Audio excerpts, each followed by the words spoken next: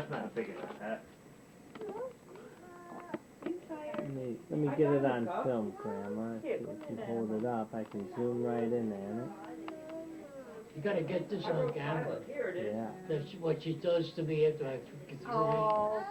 She wipes my face and I tell her, leave it there. That's for a snack for later. And this was the place. This was the bakery. This is the bakery. You gotta go sit the paper. We're in the house where I grew up until I got married. And you lived upstairs. And I lived upstairs. That's where Frank was born. Frank was born while I was living here in this apartment here. Were you born in that apartment? No. Or downstairs? No, I was born in another area. Not too far from there. Oh, well, my father had a bakery. Now, did you have a midwife deliver? Yes, definitely. And where was Grandpa and your father during that time? When you were laboring? No, I didn't have a midwife. Okay. I was delivered by a midwife. Okay. I went to the hospital, St. Mary's Hospital. Mm-hmm. In Brooklyn. In Brooklyn. And where were you, Grandpa? I was there. In the waiting room smoking cigars. Did they let you in? No, in those days you Wasn't weren't. allowed. You didn't see. Weren't allowed. You waited in the waiting room. Visiting hours only. Just like the old movies, and the doctor will come in, congratulations. Had a boy. Were you hoping for a boy? I, You didn't hear that. you know, the first child, it didn't matter. Mm-hmm. Only it couldn't. When my daughter was born, we were hoping. Yeah, that was really. And we painted a room pink before she was born. Well, that's not it. We painted it a different Yellow. color. We She painted had it me done yellow. over. I had to do it over. Get your shoe off. Put it on. We were hoping for a girl so badly.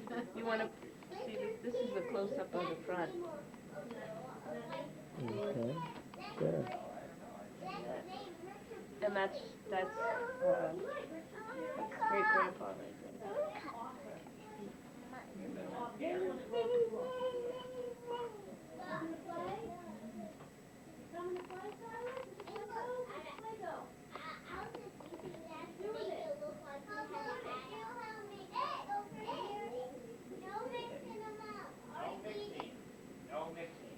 Let me see. That's a nice picture.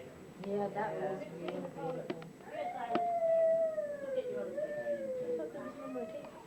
Did you see this? I put a new one. 12 cents a pound. Right there. Wow. In the other picture, you can see it really good. Where they say the bread. Oh, the bread. The bread is clearer over there. Mm-hmm. Nice.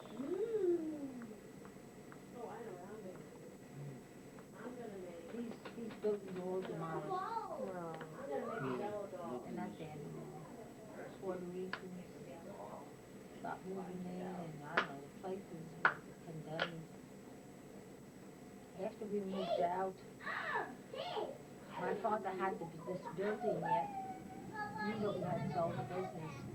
He still owned the bill. We moved to Valley Stream. My father was 2 years old. We moved to Valley Stream. And we used to go and visit the area here in Brooklyn. So once a month we had to collect the rent. And they were setting up fires in their room. A mattress was burnt down to the crisp. And we went to see it. So it was getting, wasn't in a good neighborhood, so we got out just in time. And we sold the place. When we moved to Valley Stream, we thought we went to the country. It was country. Really? All farms around us. I went to mail a letter, and I couldn't find a mailbox.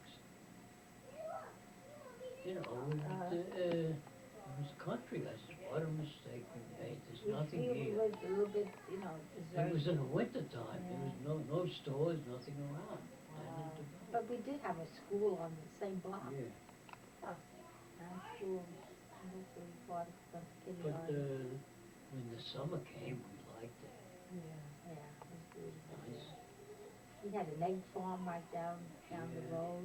I became friends with the farmer. I go in and get my own eggs from the chickens. Oh, really? Yeah. And, yeah. That's not like the country anymore, huh? No, No. he got wealthy. Yeah. He had acres of ground, he sold it, all the Yeah. They farmers built, got wealthy. they built the Franklin General Hospital there. Yeah. Huh. Where the egg farm was. Nice piece of land. You know, to me, a guy from Brooklyn going and getting his own eggs and chickens there. Novelty, Experience, huh? yeah, I liked it. Yeah. And how The far, country. how much of a drive, how long did it take you to drive from Brooklyn to Valley Street? Now, Really? and under good conditions. Uh-huh. In the winter time was atrocious. Yeah. 3 hours, 4 hours, I thought Come I'd home never get 10 home. o'clock. Crawling, you snow. only had the One road. one road, Merrick Road. It was It hard. was It was terrible, hard. it wasn't easy. Yeah. It started getting built up though after you moved there? Yeah, it started to develop. Oh, yes. All the farmers sold out and houses all over. That's where Became Laura's developed. mother lives on that little. They still live in Valley Street, don't they? My mother sold her house and moved to a co-op also. But we went to see it recently. The mafia poured in, Oh. and they had a lot of people, limousines going in the winter, in the summertime, and they gated it, Oh. and they approached my cousin, and they made her an She offer wanted- she couldn't have refused. That's her exactly house? And it. they bought it. Yeah. And they bought bought it, it. so she sold. And Yeah. she's the one that lives in I don't know what their name is, this mafia, but they are Yeah. organized crime with all the limousines and Yeah. everything coming she in. lives near Fort But- Lauderdale. We went to visit but her they last bought it. year. Wow. They bought it. Now, when you were growing up, was the mafia in your neighborhood? in Oh, Brooklyn? they were there. They were after my father. Oh, They were really? there. They were He had a- disgusting he had a people. habit. They glorified What do they call it? Kickback or whatever they call it. Well, Yeah. they used to And they blackmail you. Yeah. Steal you. You just steal his They trucks. stole my father's truck with all, Because he was too honest? all He all wouldn't, the bread. They wanted a handout every month. but he wouldn't do it. You know, yeah. He wouldn't do it. He refused to give him They money. terrorized the Italians. Yeah. In the Italian neighborhood, the mafia were in command. It's a So shame. they throw stink bombs at you. They burn your place down. They threaten you. You These can't are the even people earn- that the own earn a nice Hollywood living. It's glorifies. hard work that you do, Yeah. and you gotta give them money. They were terrible. Yeah, they don't, My father refused to do it. And one day they sold his truck. I couldn't find it. All filled with the bread, you know, that he had Yeah. for delivery. Did he ever get it back? He got it back, but he had to pay. oh. Isn't that Get that shame? thing. Pay for your own truck. And he didn't, and who approached him, he told me, was a friend of his. He says, Charlie, you want your truck back? I know how you can get Charlie. it. That's what he told me. He called him Charlie. Yeah. He knew him never. He says, if you want your truck back, it'll cost you so much. I know where to find it. Yeah, you Yeah. can find it. Yeah, and that was a friend of his. Hmm.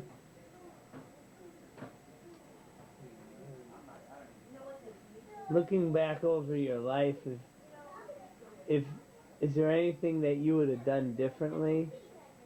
I'm sure there is, but what is like a couple things that you think you might have done differently? I think I would have gone to school. Yeah, I would One have of the been, major things I would have insisted I on. like going to school. Yeah, I did enjoy too. I would have pursued a career and, you know, get more educated.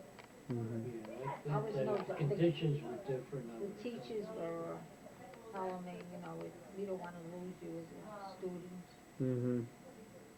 Because you're one of the best ones here, you know, you Yeah. get certificates and all that business.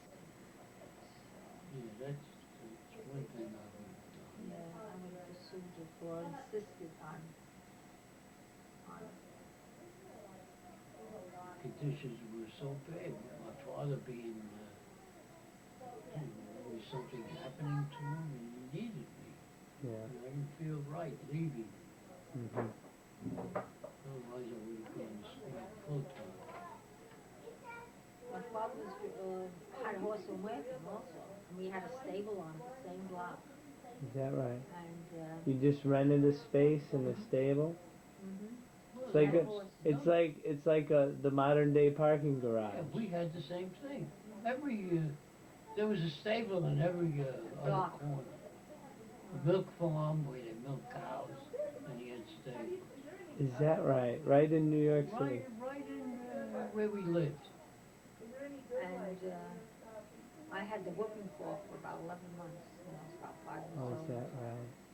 And my father took me to, he had heard, I don't know, old wives' tale or something, or what do they call it? If you slept in the stable, with the smell of the hay and the odor of the manure or whatever it was there, would clear out your sinuses and it would be, They it were would cure grasping you, at would straw. cure you. So my father and I went to sleep in the stable. Is that right? And it didn't help. I had it for 11 months. You didn't sleep in the stable all that time. No. One night was enough. So, you know, it's hard growing up. That's how life was. Yeah. Were people suspicious of the car when it first came out? Oh, sure, they didn't trust it. They made fun of the car, you know. They always showed pictures of cars breaking down, smoking, overheating. You know, you'd go out on Sundays, the cars weren't like today. All along the highway, people were overheating. Yeah, The that's all, I systems were remember that. Or fixing flats. Is that right? The tires were terrible. All along the highway, for miles and miles.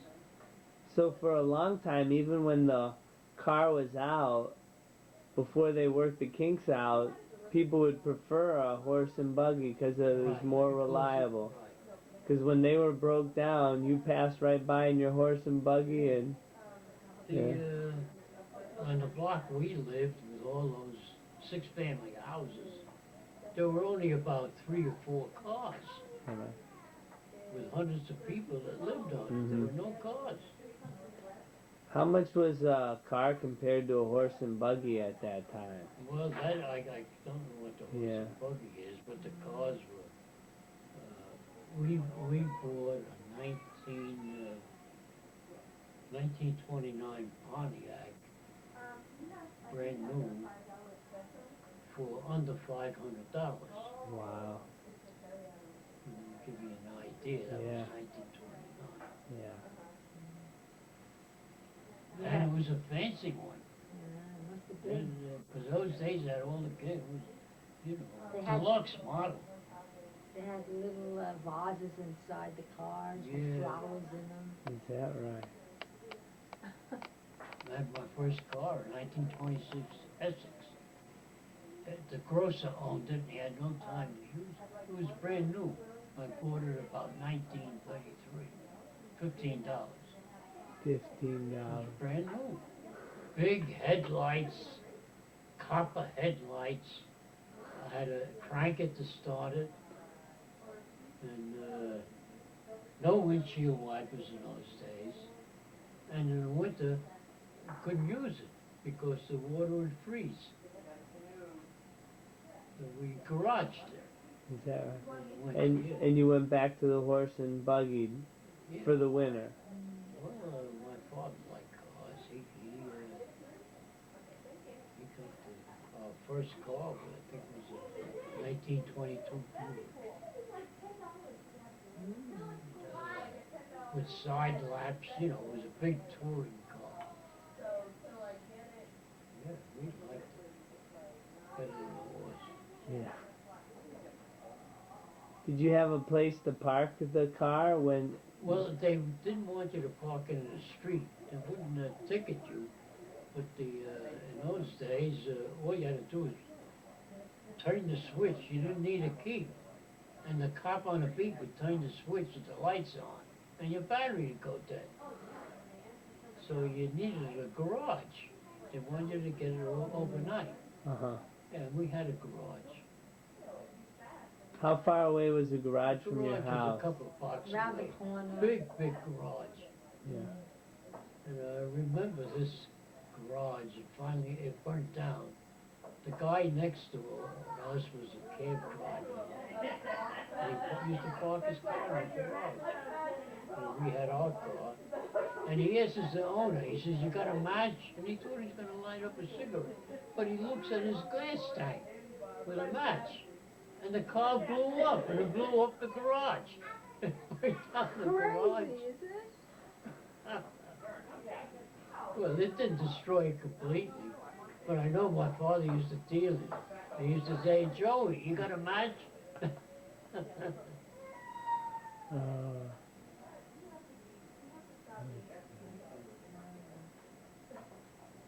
Because we had no gas gauges on cars, you know. You had a stick you could put in there to see if it was wet on the bottom. Excuse me. Uh-huh. Oh. Frank is up. I don't know where Frank went. When did the subway come to New York? The subway came, it revitalized the economy. Put everybody in the way. 8th Avenue subway. It connected Manhattan and the Bronx was where we lived in the Woodchurch started section.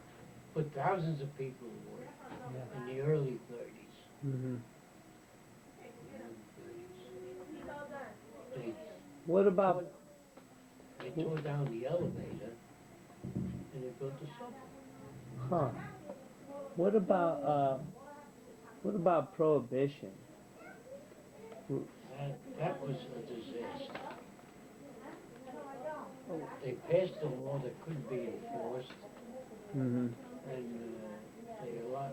people broke the law. They just made their own music.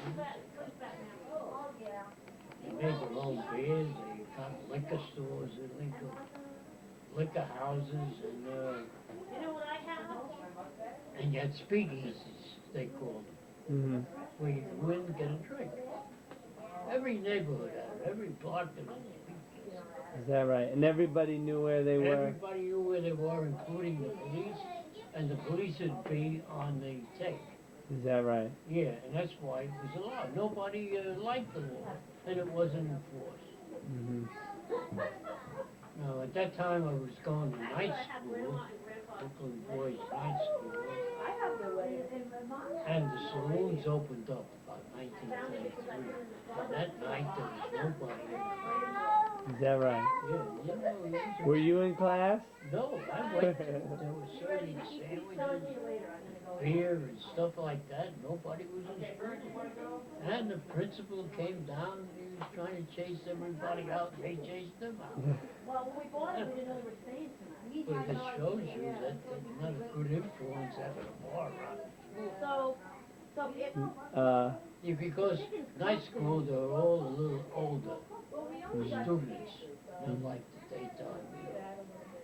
16, 17, you were all a little older. You had jobs during the day. Was there a drinking age at that time? No, Or I don't think there was a drinking at all. if you could afford it, they would pour it. Yeah. You could go there, get a nickel beer and get a sandwich too. Yeah, that it didn't work. Speakeasies all over the place.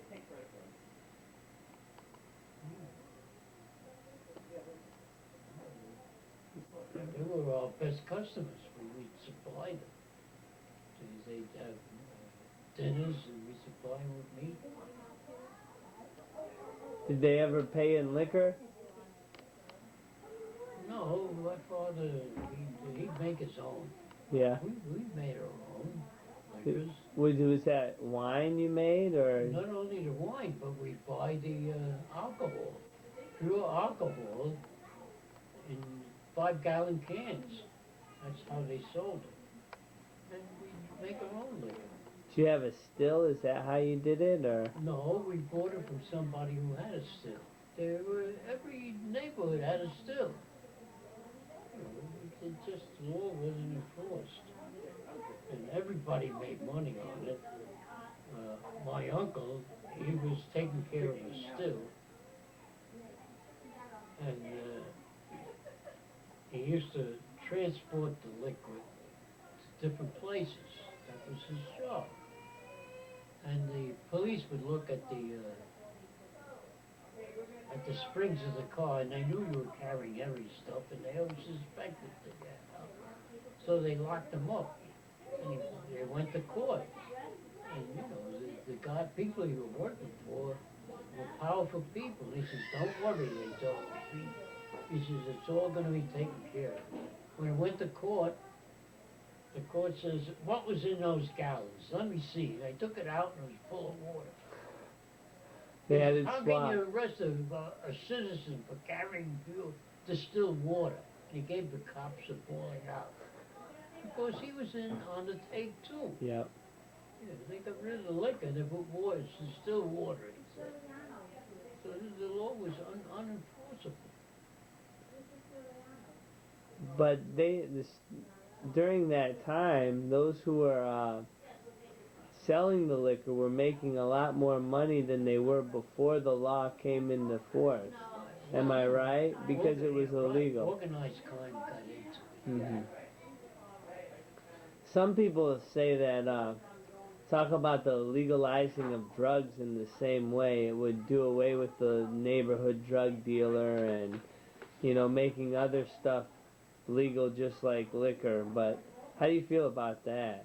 Well, I feel if it's available, more people will use it. Yeah. I think it's easy to get addicted to this stuff. Yeah.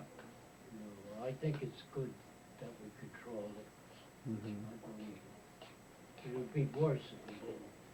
Mhm. What do you think? I think you're right. I'm not sure. If it's there, people will experiment. Mhm.